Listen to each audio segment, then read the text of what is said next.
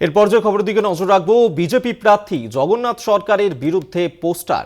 রানাঘাটের বিদায়ী সংসদ জগন্নাথ সরকার নদিয়ার কালীনারায়ণপুরের ঘটনা, সেখানেই তার বিরুদ্ধে একাধিক পোস্টারে ছয়লাভ, যা নিয়েই এই মুহূর্তে শোরগোল পড়েছে এবং এই ঘটনাকে কেন্দ্র করেই অস্বস্তিতে পড়েছে রানাঘাট দক্ষিণের বিজেপি নেতৃত্ব। এবং সেখানেই লোকসভা নির্বাচনের আগেই বিজেপি প্রার্থীকে কেন্দ্র করে তার বিরুদ্ধে যে পোস্টার দেওয়া হয়েছে, সেই পোস্টারকে কেন্দ্র করেই এই মুহূর্তে শোরগোল। কে বা কারা এই পোস্টার দিয়েছে সেই নিয়েই এই মুহূর্তে কিন্তু শুরু হয়েছে রাজনৈতিক তর্ক। বিজেপি প্রার্থী জগন্নাথ সরকারের বিরুদ্ধে পোস্টার। রানাঘাটের বিদায়ী সাংসদ জগন্নাথ সরকার, তার বিরুদ্ধেই একাধিক পোস্টার দেয়া হয়েছে। নদিয়ার কালীনারায়ণপুরের ঘটনা এবং এই নিয়েই বেজায় অস্বস্তিতে পড়েছে রানাঘাট দক্ষিণের বিজেপি নেতৃত্ব।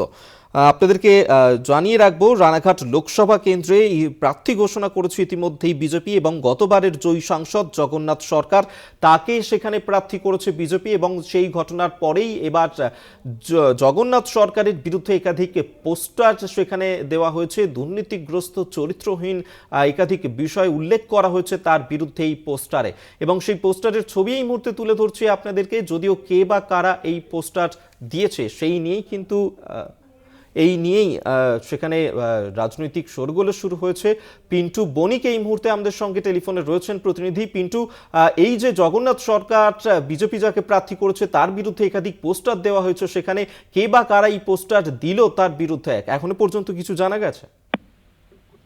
দেখো অভিক, সকালবেলায় কিন্তু রানাঘাট যে লোকসভা কেন্দ্র, সেই লোকসভা কেন্দ্রের সাংসদ জগন্নাথ সরকারের নামে কালীনারায়ণপুর অঞ্চলে বেশ কিছু জায়গায় কিন্তু তার নামে পোস্টার পড়ে, যে তাকে তার বিরুদ্ধে যে পোস্টার পড়ে। এবং সেই ঘটনায় কিন্তু জগন্নাথ সরকার রীতিমতো কিন্তু আঙুল তুলেছে দুষ্কৃতীদের বিরুদ্ধে। তিনি দাবি করছেন যে রাতের অন্ধকারে যারা এই কাজ করেছে তারা সম্পূর্ণই সমাজ বিরোধী, এবং এই ঘটনার পিছনে কিন্তু একেবারে কিন্তু আঙুল তুলছে বিরোধী শাসক দলের বিরুদ্ধে।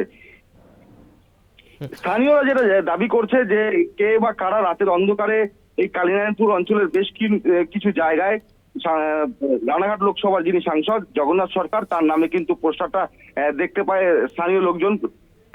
যদিও এ বিষয়ে কিন্তু তৃণমূলের তরফ থেকে কিন্তু দাবি করা হচ্ছে যে বিজেপির যে গোষ্ঠী কন্দল, সেই গোষ্ঠী কন্দলের জেরেই কিন্তু সাংসদের নামে এরকম পোস্টার।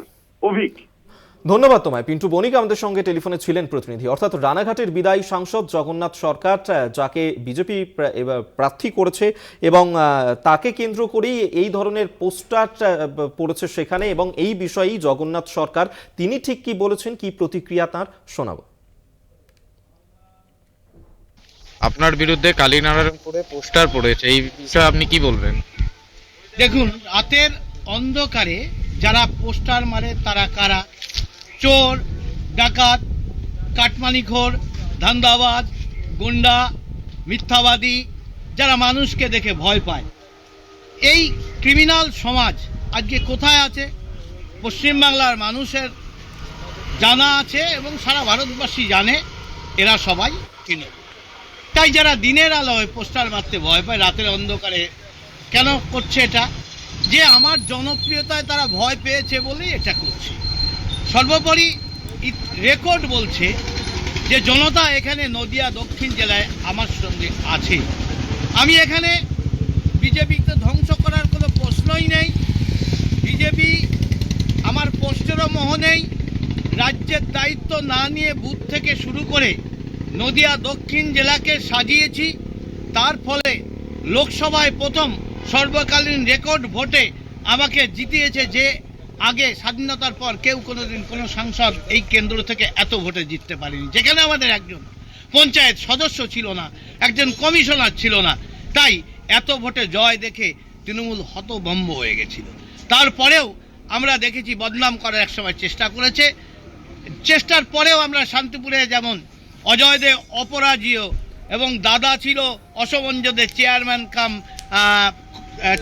চেয়ারম্যান কাম এমএলএ, ঠিক তার ভাইও অজয় দে দীর্ঘ 34 বছরে কেউ হারাতে পারেনি। ওখানকার পাবলিক কর্মীরা ভালোবেসে আমাকে ব্যাপক ভোটে 21-এর বিধানসভায় জিতিয়েছে।